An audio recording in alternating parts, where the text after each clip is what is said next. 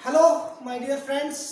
आज की वीडियो में हम बात करने वाले हैं रीजनिंग के बारे में। एक्चुअली रीजनिंग एक ऐसा विषय है, ऐसा सब्जेक्ट है जो हर एक परीक्षा के लिए अति महत्वपूर्ण है। तो रीजनिंग में कुछ एक बिंदु है, कुछ एक टॉपिक्स है, उनके बारे में हम आज क्लियर करने वाले हैं। हो सकता है आप उनको जानते हो, लेकिन ये वीडियो उन सब लोगों के लिए है जो इसके बारे में वो नहीं जानते, जो हमारे न्यू कमर्स हैं, या जैसे भी जिस भी तरह से ये वीडियो उनकी हेल्प कर सकती है, तो ये सब उनके लिए है। तो चलते हैं रीजनिंग की तरफ हम लोग और बात करेंगे आज हम। देखिए दोस्तों, अंग्रेजी वर्णमाला में नॉर्मली क्वेश्चन पूछा जाता है, जैसे पूछ लेते हैं कि अंग्रेजी वर्णमाला में प्रारंभ से 5वां अक्षर कौन सा है, या अंग्रेजी वर्णमाला में प्रारंभ से 7वां अक्षर कौन सा है। तो इन सब चीज़ों को काउंट करते समय हमारे जो टाइम की जो वेस्टिंग होती है उसको दूर करने के लिए कुछ एक फॉर्मूले, कुछ एक चीज़ों को हम लेकर आए हैं। और इसके साथ ही हम आपको बताने वाले हैं कि कैसे कोई न्यूमेरिकल सीरीज होती है उसको कैसे हम पूरा करने वाले हैं, ठीक है, पूरा करते हैं। तो जैसे आपको मैं बता दूं, एक फॉर्मूला जो आपको नॉर्मली किताबों में देखने से मिल जाता है वो है, हम लिखते हैं यहाँ पे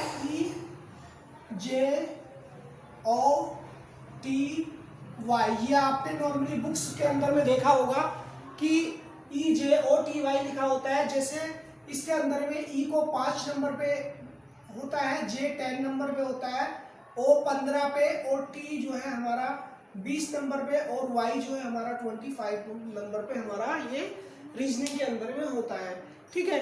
अब इसमें क्वेश्चन कैसे पूछा जा सकता है, उसमें पूछा जा सकता है कि अगर A = 1 है तो BAT बैट क्या होगा, यानी कि अगर A 1 है से मतलब है कि A को जो इसका नंबर है वो 1 है, ठीक है। तो B कितने नंबर पे आता है, B आता है हमारा 2 नंबर पे, A कितने नंबर पे आता है 1 पे आता है, T कितने पे आता है हमारा तो 20 मार्क्स पे आता है। अब ये सारी चीज़ों को अभी कोई आपसे नॉर्मली हम बात करने रहे कि Q कौन से नंबर पे, L कौन से नंबर पे, M कौन से नंबर पे, तो इन सारे चीज़ों को किस तरीके से शॉर्ट आउट करना है उसके लिए हम आपको बता रहे हैं। देखिए, एक तो ये तो आप याद ही रख लीजिएगा कि EJOTY ये जो फॉर्मूला है हमारा 5, 10, 15, 20, 25, ठीक है, क्योंकि EJOTY इतने से ही काम चल जाता है। अभी मैं यहाँ पे अंग्रेजी वर्णमाला के कुछ वर्ड्स को लिखे रहा हूँ, उनको आप ध्यान से देखेंगे एक बार, है ना। तो दोस्तों, ये हमने अंग्रेजी वर्णमाला के कुछ वर्ड्स को लिखे हैं। देखिए, ये मैं बता दूं आपको कि रीजनिंग होता है तर्क शक्ति, तार्किक शक्ति, जो आपका तार्किक विश्लेषण है, आप अपने मस्तिष्क का उपयोग किस प्रकार से करते हैं, ठीक है। तो यहाँ तक भी मैं आपको बता दूं, ABCD तक सबको याद रहता है कि A कौन से नंबर पे, B कौन से नंबर पे, और C D या ये कौन से नंबर पे होता है। अब बात करते हैं हम लोग E को EJOTY 5 हमने फॉर्मूले के अंदर में कवर की है, जो आपको भी पता होगा। अब हम बात करते हैं E से आगे के बारे में, ठीक है फ्रेंड्स। तो हम ना इसको अपनी तार्किक शक्ति से, तार्किक बुद्धि से इसको निकालते हैं। कैसे पता करते हैं हम ना, हम इसको दर्पण की सहायता से, एक शीशे की सहायता से देखेंगे।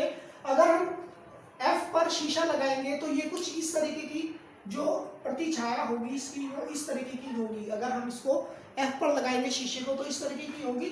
इसका मतलब F कौन से नंबर पे है, F होता है हमारा 6 नंबर पे। यहाँ से हम इसको 6 नंबर से मतलब कैलकुलेट कर सकते हैं। और G कौन से नंबर पे, ये G का ऐसे घूम करके ये हो जाता है हमारा 7, ठीक है। और ये H कहाँ है, H को ऐसे का ऐसा लिख लीजिएगा, H आ जाता है 8 पे, ठीक है। एंड I का जो है, ये जो बिंदी है, इस बिंदी को हम यहाँ से घुमा के यहाँ ले आते हैं, I आता है कितना 9 पे। और J हमारा अकॉर्डिंग टू EJOTY ये हमारा हो जाता है 10 के अंदर में, और K का 1 यहाँ लिया, इन दोनों को सीधा कर दिया, K हो गया 11 पे। और अब बात करते हैं L के बारे में, ठीक है, दिख रहा होगा। तो L का 1 लगाया और 2 नॉर्मली ऐसे बनाते हैं, तो ये हो गया हमारा L, इसका मतलब 12 पे। अब बात करेंगे हम लोग 13 की, यानी कि M के बारे में। M को सीधे से उल्टा लिटा देते हैं हम लोग, ये हो गया M13, ठीक है। और इसके बाद जैसे ये हो गया हमारा N हो जाता है हमारा 14, और O हमारा अकॉर्डिंग टू फॉर्मूला 15 के अंदर में आता है। और P को हम दर्पण से देख लेते हैं, उल्टा कर लेते हैं, तो ये हो गया P16। एंड Q हमारा हो जाता है, Q का ये 17 का ये S बन ही रहा है, ठीक है, तो ये हमारा 17 हो जाता है। और R को, ये R होता है, इसको यहाँ पे घुंडी घुमा दीजिएगा, 1 आ गया, ये हो गया हमारा 18, ठीक है। और ये हो गया हमारा S, यानी कि ये S बन गया, ठीक है। इसको हम ऐसे करके यहाँ 1 लाइन ले आते हैं, ये हो गया हमारा 19। Then T from the formula 20। ठीक है गाइस, अभी यू वी डब्ल्यू ये 5 वर्ड हैं, ये 21 22 23 24 25 ये ऐसे नॉर्मली अपने आप ही याद आ जाते हैं। ठीक है, तो आशा करता हूँ जो अभी मैंने आपको बताया कि तर्क शक्ति का प्रयोग करके हम जो हमारे अल्फाबेट से रिलेटेड जो प्रॉब्लम्स है उनको कैसे सॉल्व करते हैं। अगर हमारे पास किसी क्वेश्चन में आ जाता है कि a इज इक्वल टू या b इज इक्वल टू कुछ भी करके या तो a इज इक्वल टू 2 आ जाता है, तो इसका मतलब हर एक वर्ड का डबल आप लोग कर दीजिएगा। अब इससे संबंधित कुछ एक चीजें, कुछ एक क्वेश्चन है, उनको देखिए कैसे करेंगे।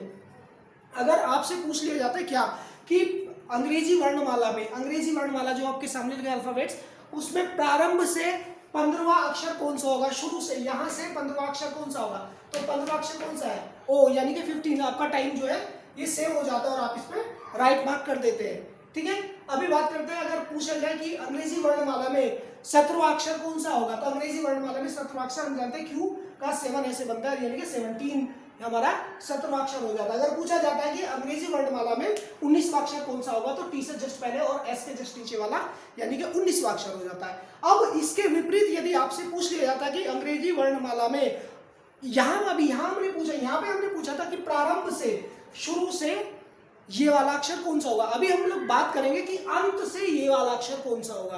देखिए दोस्तों, कि पूछा कि अंग्रेजी वर्णमाला में अंत से, ठीक है, अंत से यानी कि लास्ट से 12वां अक्षर, ठीक है, 12वां वर्ड कौन सा है। तो हमारे कितने अल्फाबेट्स होते हैं, हमारे 25 होते हैं, तो 20 ने पूछा कि 12वां अक्षर कौन सा होगा। 20 फिर से एक बार ध्यान देंगे कि अगर आपसे पूछ ले कि अंत से 12वां अक्षर अंग्रेजी वर्णमाला का कौन सा होगा। अंग्रेजी वर्णमाला में हम जानते हैं कि हमारे 26 अक्षर होता है, 26 लेटर्स होते हैं। अब 26 में हमने एक ऐड कर दिया अपनी तरफ से, हो गया 27। अब 27 में से हमने लेस कर दिया 12, तो बचा हमारा कितना, 15। अब यानी कि प्रारंभ से 15वां अक्षर ढूंढ लीजिएगा कौन सा, ई जे ओ, यानी कि वो वर्ड है हमारा ओ। ठीक है, ध्यान देंगे, अंत से 12वें अक्षर के लिए 26 में एक जोड़ेंगे, हो गया 27। अब जो अक्षर पूछा है लास्ट से, फ्रॉम द लास्ट, उसको हम यहां से माइनस करेंगे और माइनस करने के बाद हमारा जो बचेगा उसको आरंभ से यानी कि शुरू से, आरंभ से उसको हम काउंट कर लेते हैं। ठीक है, काउंट करेंगे। तो इस तरीके से ये हमारा जो अल्फाबेटिकल रीजनिंग होती है वो हमारी कंप्लीट हो जाती है। ठीक है, अब बात करने वाले हैं हम लोग, तो अब हम बात करने वाले हैं जो हमारी जो आंकिक जो रीजनिंग होती है, न्यूमेरिकल रीजनिंग के बारे में। जैसे कोई सीरीज आपको दे दी जाती है, उस सीरीज में पूछ लिया जाता है कि ये आने वाला पद कौन सा है, तो इसको बताने के लिए और टाइम को शॉर्ट करने के लिए बहुत छोटा सा फंडा है जो हमारा आपको मैथ्स के अंदर भी काम आएगा। तो इसके लिए सबसे पहले हमने करना क्या है, ज्यादा कुछ नहीं करना, बस इसमें ये तो यहां पे लिखेंगे हम टेबल। ठीक है, टेबल लिखेंगे हम 2 से लेकर के 20 तक हमने टेबल यानी कि पहाड़ों को हमने याद किया 2 से लेकर 20 तक के। ठीक है, अब याद कर लिया। अब हमें क्या करना क्या है, अब लिखेंगे हम यहाँ पे 2 से 20 तक के जितने भी पहाड़े हैं, 2 से 20 तक के जो पहाड़े हैं, यानी कि 2 3 4 5 6 7 8 है ना, इनके जो हमने क्या करने हैं, स्क्वायर, क्या करने हैं, स्क्वायर, यानी कि इसके वर्ग करने हैं। ठीक है, जैसे 2 का कितना हुआ 4, 3 का कितना हुआ 6, 3 का 9, 4 का 16, 5 का 25, 6 का 36, 7 49, 8 का 64, यानी कि 20 तक के हम सब जो है 2 से 20 तक की संख्याओं के हमने याद क्या करने हैं, स्क्वायर याद करने हैं। और उसके बाद हमने क्या करना है, क्यूब। 2 से 20 तक की जो संख्याएं हैं उनकी हमने याद करनी है जी क्यूब। ठीक है, जैसे 2 3 4 5 6 7 8 ऐसे 20 तक की क्यूब याद कर लेंगे। 2 की क्यूब क्या होगी, 2 की क्यूब मतलब 2 गुणा 2 गुणा 2, कितना होगा, 2 दूनी 4 दूनी 8, 3 क्या रोटी 27, 4 चौक 16 चौका 64, 5 पंजे 25 पंजे 125, 6 6 37 का 216, 7 7 49, 7 3 4 3 343, 8 8 64 8 512, ऐसे 9 81 729 है ना, ऐसे हमें जो है 2 से लेके 20 तक की जो क्यूब है टेबल्स की वो लर्न करनी है। अब इसके बाद अगर हमारे पास में वाले आ जाती कोई सीरीज, देखिए ये हमारे कोई भी जो न्यूमेरिकल क्वेश्चंस होते हैं उनको सोल्व करने में भी हेल्प करती है। ये जो ट्रिक है हमारी, अगर 2 से 20 तक के पहाड़े हमारे याद होंगे, 2 से 20 तक के पहाड़ों के हमारे वर्ग याद होंगे, 2 से 20 तक के पहाड़ों के हमें घन याद होंगे, तो ये हमारे जो न्यूमेरिकल जो प्रॉब्लम्स है उनको सॉर्ट आउट करने में भी हेल्प करती है, मैथ्स को सोल्व करने में, और साथ ही जो न्यूमेरिकल रीजनिंग है उसमें भी हमारी हेल्प करती है। ठीक है, जैसे कोई सीरीज दे दी आपको दे दिया, मान लो जैसे सीरीज लिख लेते हैं हम कि यहाँ पे दे दिया आपको, मान लो क्या दे दिया, 4 दे दिया, 9 दे दिया, 16 दे दिया, ये छोड़ दिया, आपको सामने लिख दिया 36। हालांकि और कुछ भी आ सकता है, जरूरी नहीं, मैं एक एग्जांपल दे रहा हूँ। ठीक है, अब यहाँ पे देखना है, तो हम देखेंगे ये आया कैसे। अब नॉर्मली हम लोग कोशिश करेंगे कि इससे इसको घटाया तो कितना अंतर आया, इससे इसको घटाया तो कितना अंतर आया, तो फिर हम उसमें जो घटाया हुआ है इसमें जोड़ करके उसको आगे लिख देते हैं। लेकिन यहाँ पे देखना कुछ और है। अभी हमें पता है 2 है, 2 का जो स्क्वायर होगा हमारा कितना होगा, 4 होगा, और 3 का स्क्वायर हमारा कितना होगा, 9 होगा, 4 का स्क्वायर हमारा कितना होगा, 16 होगा, है ना।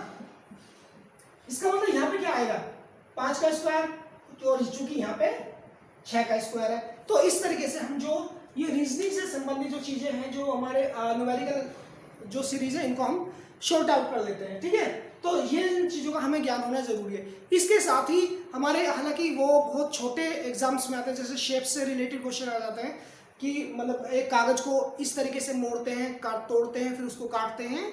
उसका हमारे जो कंपटीशंस हैं, बड़े लेवल के जो कंपटीशंस जैसे एसएससी यूपीएससी वगैरह के, इसमें उसका कोई ज़्यादा महत्व है नहीं है।